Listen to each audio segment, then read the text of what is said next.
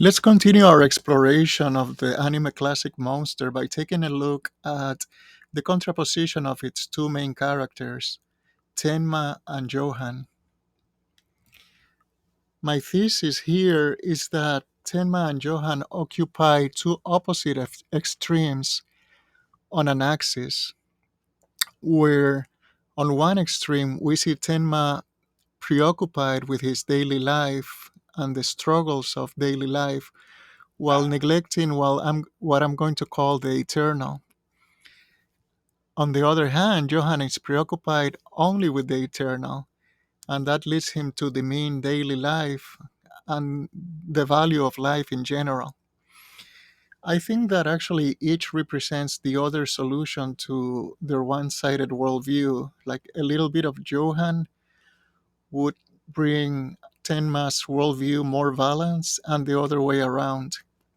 And I think that by the end of the anime, this is what happens to Tenma, where at the end his worldview is more balanced than the one that he started with. Now, as to whether Johan achieved the same thing, I think the jury is still out.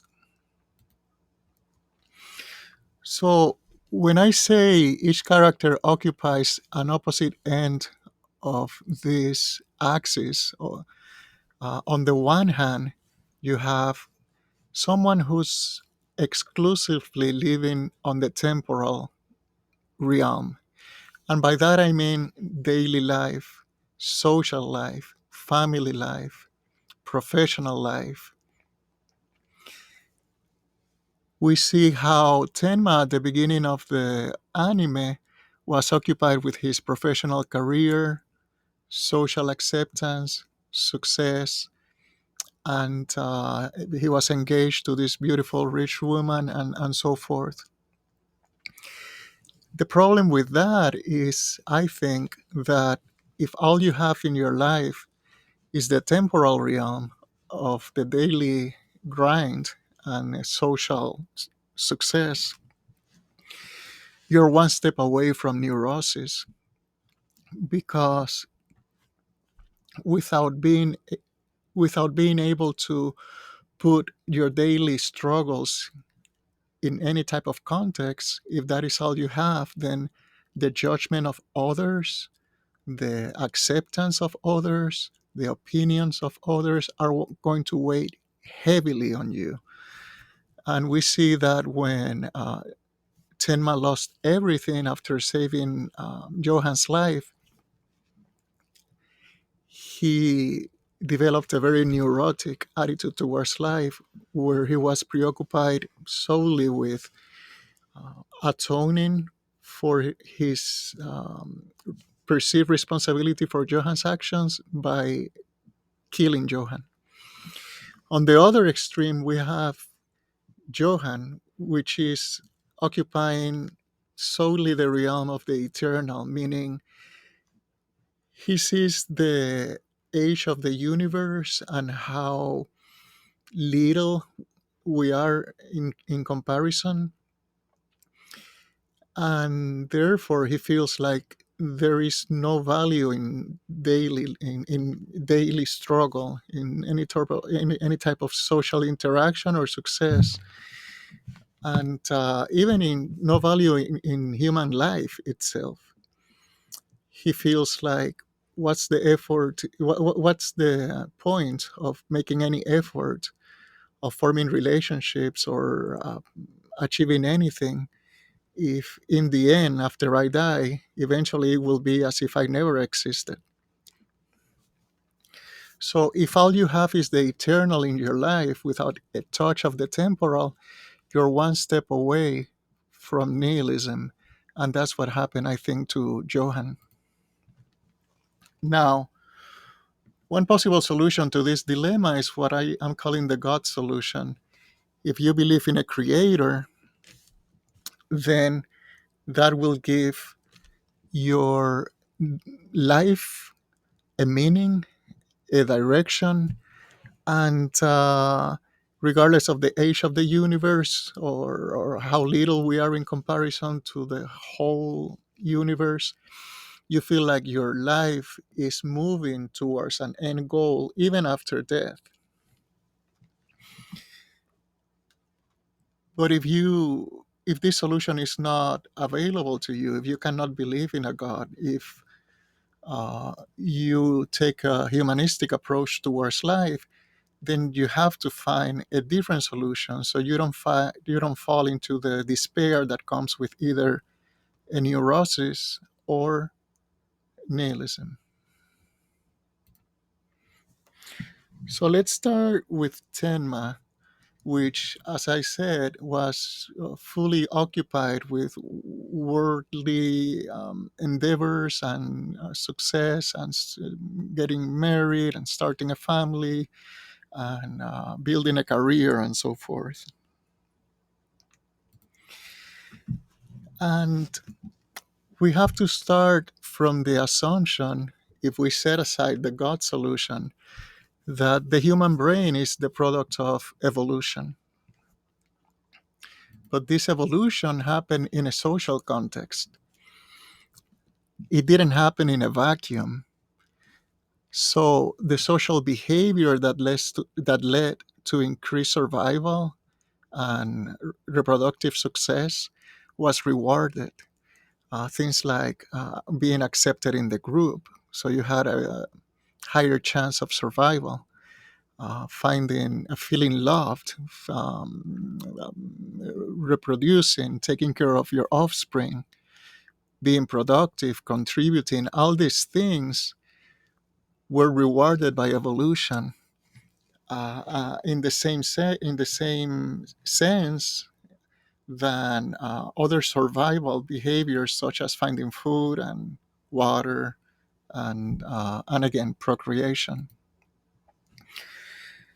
So all this resulted in a brain finely attuned to be rewarded by social interactions and the day-to-day life of finding food, being accepted, forming bonds, feeling loved and nurtured, and all these good things. We have the pleasure centers of the brain and the neurotransmitters that act on these pleasure centers, rewarding the behaviors that lead to this social success. And in a perfect world, we go about our daily lives in work, in family, in fulfilling our basic needs, and find happiness there. The thing is, again, if this is all you have and you don't have the ability of putting this into some sort of context by bringing the eternal into your worldview, then you're one crisis away from developing a neurosis because all your eggs are on the basket of worldly success and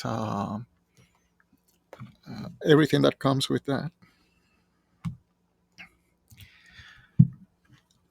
On the other hand, we have Johan,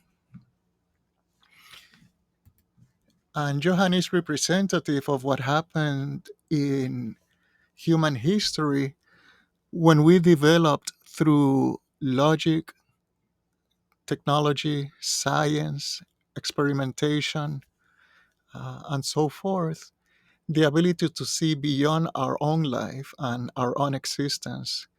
And we were able to see that this world has been going on for a long time before us, and it will go on for a long time after us. And the universe went on for a long time before our world, and it will go on for a long time after our world disappears and our sun disappears. So we start thinking, you know, what's the point? Death is what predominates in the universe, death and emptiness and silence. And life is actually it's starting to appear as a worthless accident that doesn't need to be treasured. In fact, I'll make a parenthesis here to talk about Leo Tolstoy and what he wrote about, regarding his own experience with depression. He suffered and battled a severe depression at one point in his life, with a deep feeling of emptiness. And when he recovered, he wrote about it.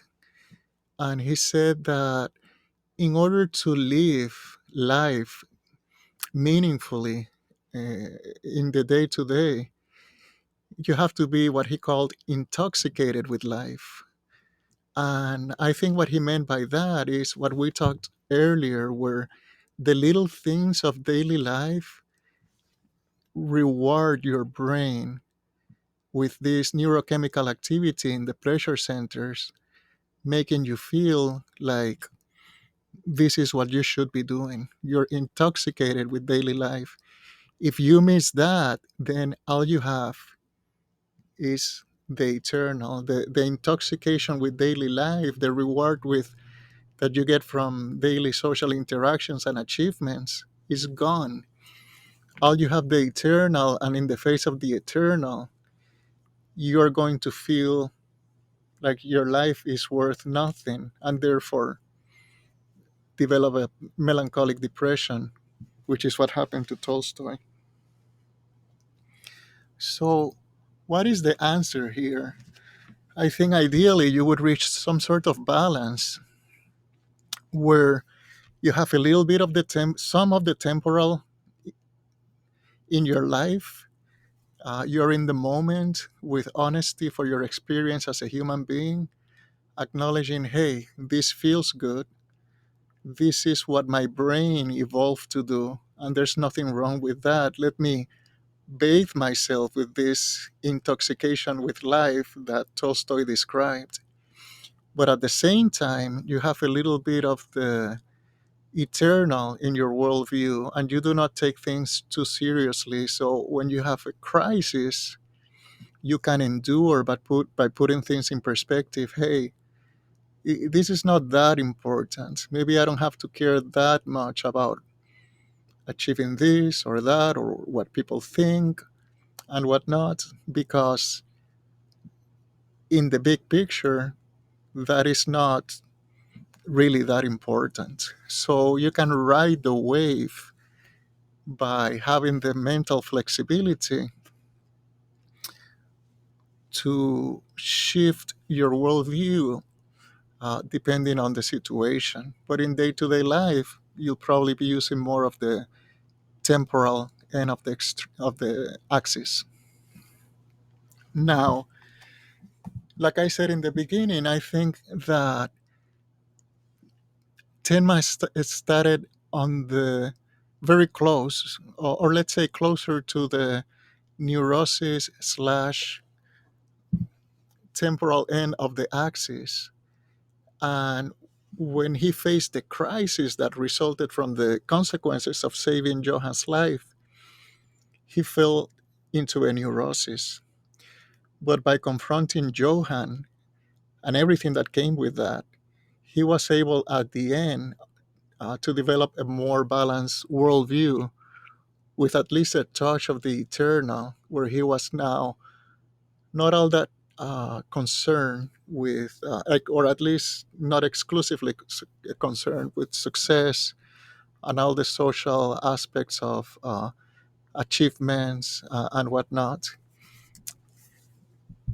As as to whether Johan was able to achieve a similar feat and develop a more balanced worldview by incorporating some of Tenma's attitudes and approach after his own encounter with Tenma and everything that came with that. I think the jury is still out, because what we have at the end is the empty bed. And I think it's for each one of us to judge whether or not Johan was able to achieve that feat. I hope you liked this video, and I'll see you next time. Thank you so much for your time.